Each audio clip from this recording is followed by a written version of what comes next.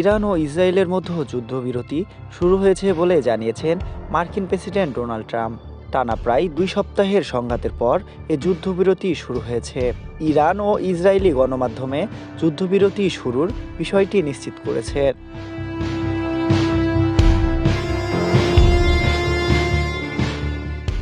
আল জাজিরার বরাত দিয়ে ইরানের প্রেস টিভি বলছে, ইরান ইসরায়েলের মধ্যে যুদ্ধবিরতি শুরু হয়েছে।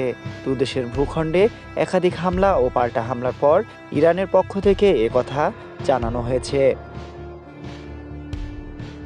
অন্যদিকে সিএনএনের বরাত দিয়ে ইসরায়েলের চ্যানেল 12 ও ওয়াইনেট সংবাদ চ্যানেল বলছে, যুদ্ধবিরতি কার্যকর হয়েছে।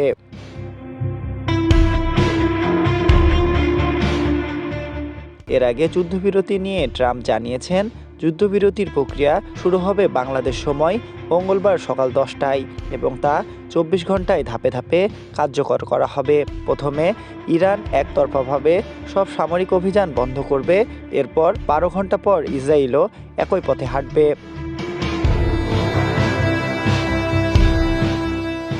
ট্রাম্প আরও বলেন, 24 ঘন্টা পূর্ণ হওয়ার পর বিশ্বের সামনে 12 দিনের যুদ্ধের আনুষ্ঠানিক সমাপ্তি উদযাপন করা হবে।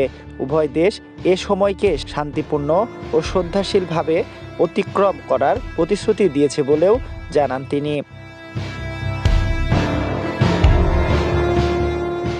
ট্রাম্পের এ ঘোষণার মধ্যেই তেহরানের উত্তরে ও কেন্দ্রীয় অঞ্চলে ব্যাপক বিস্ফোরণের খবর পাওয়া গেছে।